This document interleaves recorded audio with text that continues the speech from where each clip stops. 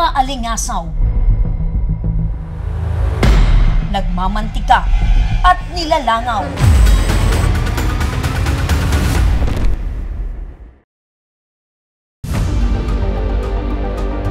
Ganito ang sitwasyon sa isang pribadong lupa sa Barangay Anislag. At ang masangsang na amoy, hindi na masikmura ni Annabel Macalinaw, isang residente sa lugar.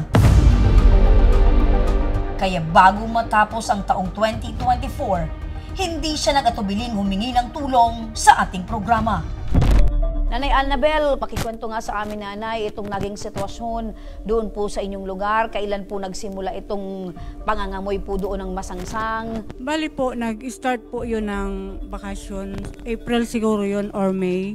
Nung una, hindi pa kami nagrereklamo kasi yung hukay nila, maayos pa naman. Tapos, tatapon nila yung basura, tatakpan nila. Pag natakpan nila siguro mga kalahati na hukay, pag susunod naman na tatapunan naman nila hanggang mapuno yun ng basura. Dati, nagreklamo na din ako yan kay barangay captain, kaso wala na baga siya sa may kapalit.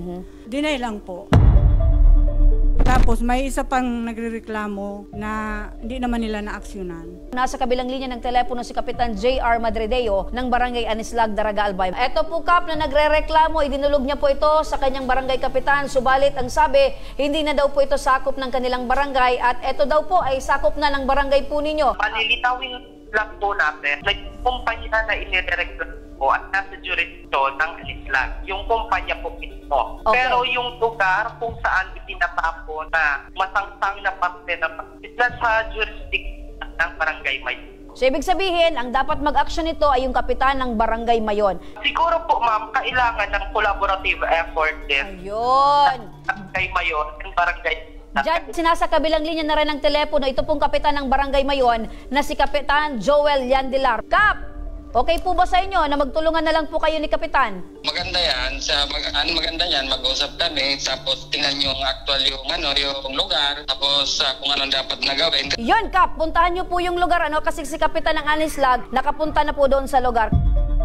Upang matugunan ang problemang ito, tinawagan ng programa ang Environmental Management Bureau Regional Office 5. Nasa kabilang linya ng telepono si Sir Rodolph Lita, ang Chief ng Ecological Solid Waste Management Section, Environmental Management Bureau Regional Office 5. So definitely po, ang aming opisina po is magpapadala po ng team dyan po para mag-investigate po sa area. And likewise po, titingnan po natin kung yung nagdadump po doon o yung nagpa-practice po ng dumping is mismong yung industry or meron silang subcontractors na nagtatapon ng kanilang waste. Nanay, Annabel, ano po yung pakiramdam nyo ngayon, Nay? Medyo nakaluwag-luwag na.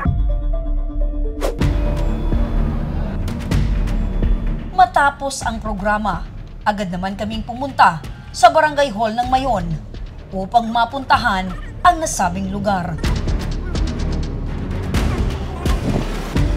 Kasama ang EMB at si Punong Barangay Joel Yandilar, agad naming binisit ang lugar na inirereklamo ni Annabel.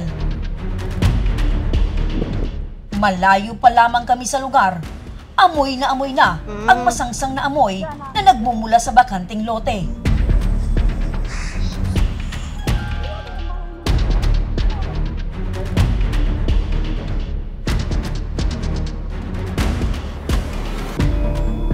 Nagmamantika, nilalangaw.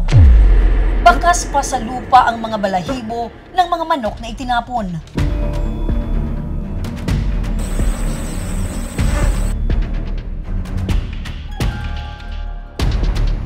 Ora mismong siniyasat ng mga otoridad ang nasabing lugar.